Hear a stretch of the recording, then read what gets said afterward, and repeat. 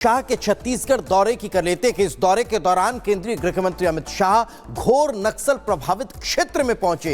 ऐसा क्षेत्र जिसे नक्सलियों का गढ़ कहा जाता है, वहां पहुंचकर उन्होंने शहीदों को श्रद्धांजलि अर्पित की है। देखिए रिपोर्ट।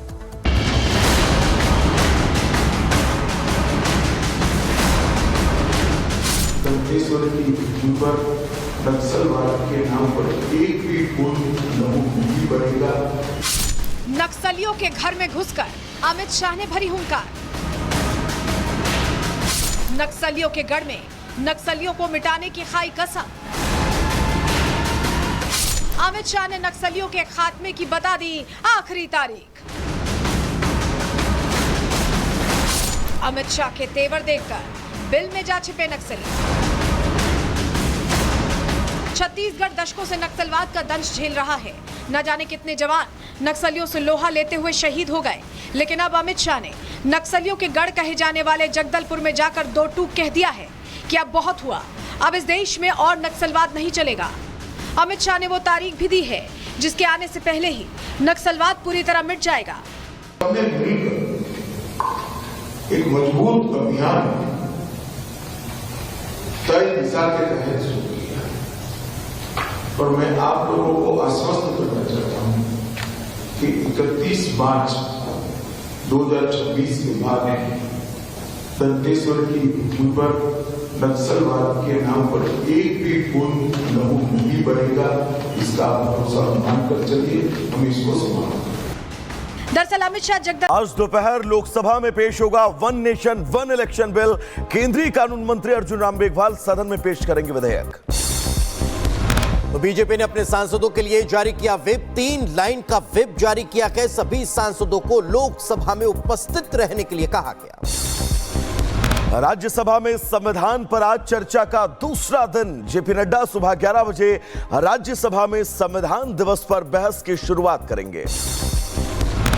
एक देश एक चुनाव पर बीजेपी सांसद दिनेश शर्मा का बयान सामने आया। बोले, एक राष्ट्र एक चुनाव इस देश के लिए वरदान साबित होगा। इससे न केवल धन की बचत होगी, इससे जीडीपी भी बढ़ेगी।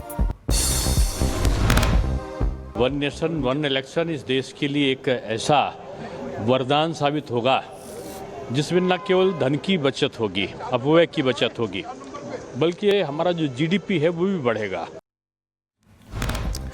एक देश एक चुनाव बिल का कांग्रेस नेता उदित राज ने किया विरोध। बोले, बाबा साहब के संविधान के खिलाफ है ये, छोटी पार्टियां से समाप्त हो जाएंगी। प्रियंका गांधी के फिलिस्तीन लिखा बैग को लेकर मचा सियासी घमासान। बीजेपी सांसद सीपी जोशी बोले, तुष्टीकरण की पराकाष्ठा है। ये ओवैसीउद्दीन ओवैसी की बहन आ गई एक, मुझे लगता है। कोई फिलिस्तीन जिंदाबाद के नारे लगाता है और कोई फिलिस्तीन के समर्थन में बैग लेके आता है। मुझे लगता है कि तुष्टीकरण की पराकाष्ठा है। प्रियंका गांधी के फिलिस्तीन वाले बैग पर बीजेपी का तंज। बीजेपी नेता आरपी सिंह बोले, मैं प्रियंका को एक बैग भेज रहा हूं जिस पर लिखा होगा CAA। ये जो इस्लामिक ब्रदरहुड वाला मामला है, यह दर्शाता है कि प्रियंका वाड्रा या कांग्रेस पार्टी उस इस्लामिक ब्रदरहुड का हिस्सा हो गई है। आज पाकिस्तान समर्थन कर रहा है, कल और भी देश इसको समर्थन करेंगे। मैं एक बैग उनको भेजता हूं, मैं चाहूंगा वो बैग कैरी करें, इस पे लिखा रहेगा CAA। प्रधानमंत्री नरेंद्र मोदी आज राजस्थान को देंगे 46,300 करोड़ की सौगात। 24 परियोजनाओं का उद्घाटन और शिलान्यास करेंगे। 1 वर्ष परिणाम उत्कर्ष कार्यक्रम में होंगे शामिल। तो वहीं दिल्ली में जामिया यूनिवर्सिटी में फिर लगे भड़काऊ नारे। दिल्ली पुलिस और जामिया प्रशासन के खिलाफ नारेबाजी। कट्टरपंथियों ने निकाला मार्च। प्रदूषण को लेकर पूरे दिल्ली NCR में ग्रेफ 4 के नियम लागू। राजधानी और आसपास के इलाकों में हवा की हालत बेहद खराब। कई इलाकों में AQI 400 के पार पहुंचा। दिल्ली में डीजल से चलने वाले कमर्शियल वाहनों के प्रवेश पर प्रतिबंध। दिल्ली पुलिस ने ग्रेफ 4 के नियमों का सख्ती से कराया पालन। निगरानी के लिए वाहनों की जांच की जा रही है। बांग्लादेश में 2025-26 के बीच में हो सकते हैं चुनाव। संविधान से लेकर न्यायपालिका तक में होंगे अहम बदलाव। आजादी सेलिब्रेशन पर मोहम्मद यूनुस ने किया ऐलान। राष्ट्रपति का आज से आंध्र तेलंगाना का 5 दिवसीय दौरा, कई कार्यक्रमों में लेंगी हिस्सा। आज आंध्र प्रदेश के मंगलगिरी स्थित एम्स के दीक्षांत समारोह में शिरकत करेंगी। उधर बदायूं में जामा मस्जिद और नीलकंठ महादेव मंदिर मामले पर आज होगी सुनवाई। फास्ट ट्रैक कोर्ट में चल रही है। मामले की सुनवाई को लेकर आज महत्वपूर्ण फैसला आ सकता है। ज्ञानव्यापी वजूखाने के सर्वेक्षण की मांग वाली याचिका पर आज इलाहाबाद हाईकोर्ट में सुनवाई।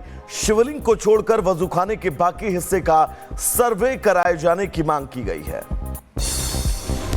उधर संभल में शिव मंदिर के कपाट खुलने के बाद मंदिर को सजाया गया है। फूल माला से पूरे मंदिर में सजावट की गई है। भगवान शिव की प्रतिमा को बाबा महाकाल का स्वरूप दिया गया।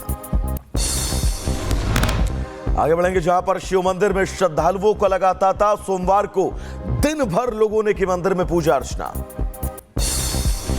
संभल में शिव मंदिर के आसपास से अतिक्रमण हटाने को लेकर प्रशासन एक्टिव है। आसपास के मकानों की नापतोल और कागजात खंगालने की कार्रवाई शुरू हो चुकी है। मंदिर के पास जो अतिक्रमण हुआ था, उनके मकान मालिक ने स्वयं बताया है कि वह जो अतिक्रमण किया गया है उसे तोड़ लेंगे। इसी संदर्भ में उनसे बताएंगे। तो इस संभल में कुएं की खुदाई के दौरान 3 खंडित मूर्तियां भी मिली हैं। मां पार्वती, भगवान गणेश और कार्तिकेय की बताई जा रही मूर्ति, सभी मूर्तियों को प्रशासन को सौंप दिया गया है। संभल हिंसा पर उत्तर प्रदेश के उप मुख्यमंत्री केशव प्रसाद मौर्य का बयान सामने आया। योगी सरकार में गलत काम करने वालों पर सख्ती से कार्रवाई होगी। संभल के दोषियों के खिलाफ जांच हो रही है। संभल में बिजली चोरी पर सीएम योगी का बयान। प्रदेश में लाइन लॉस 30% से कम। संभल के दीपसराय और मीरसराय में 78 से 82%। 3 महीने में 1250 एफआईआर दर्ज। जम्मू कश्मीर के उपराज्यपाल मनोज सिन्हा ने हनुमानगढ़ी में पूजा अर्चना की। महाकुंभ पर कहा, यह आस्था का महाकुंभ है। यूपी सरकार के 2 मंत्रियों ने जम्मू आकर निमंत्रण दिया। आज यूपी सरकार विधानसभा में पेश करेगी अपना अनुपूरक बजट 12 से 15 हजार करोड़ के बीच होने की संभावना। 18 दिसंबर को अनुपूरक बजट पर चर्चा भी होगी। अनुपूरक बजट पेश करने से पहले मुख्यमंत्री योगी आदित्यनाथ ने कैबिनेट की बैठक बुलाई है। सुबह 9:30 बजे मुख्यमंत्री आवास पर यह बैठक होनी है। पटना के बापू केंद्र पर हुई बीपीएससी परीक्षा रद्द। बिहार लोक सेवा आयोग ने 13 दिसंबर को हुए एग्जाम को फिलहाल रद्द कर दिया है। जल्दी नई तारीख का ऐलान होगा। मथुरा में गौरक्षकों के खिलाफ पुलिस की कार्रवाई को लेकर हिंदुओं में आक्रोश। हिंदू संगठन से जुड़े लोगों ने पुलिस प्रशासन के खिलाफ नारेबाजी की एफआईआर को रद्द करने और गिरफ्तार गौरक्षकों को रिहा करने की मांग की। मैनपुरी में ग्रामीणों ने डीएम कार्यालय पर किया प्रदर्शन। ग्राम समाज की 100 बीघा जमीन पर दबंगों का कब्जा करने का आरोप। आपको बता दें कि एडीएम कोर्ट के स्टे ऑर्डर के बाद कब्जा जारी रहा। वाराणसी में महिला ने राजघाट पुल से लगाई छलांग। रेलवे ब्रिज के खंभे और गाजर के बीच में फंसी महिला 1 घंटे की कड़ी मशक्कत के बाद पुलिस ने बाहर निकाला। जम्मू कश्मीर में डोडा के जंगलों में भीषण आग। रेस्क्यू में जुटी वन विभाग की टीम। आग की लपटें काफी दूर तक फैल चुकी हैं। जिले के आदर्श नगर में भीषण सड़क हादसा। तेज रफ्तार कार ने कई लोगों को बनाया शिकार। कार के नीचे फंसा 7 साल का मासूम। नाबालिग ड्राइवर भी गिरफ्तार।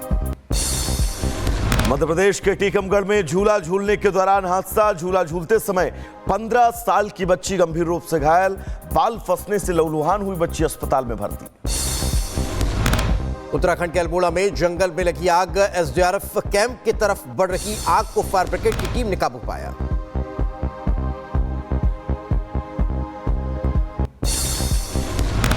लखीमपुर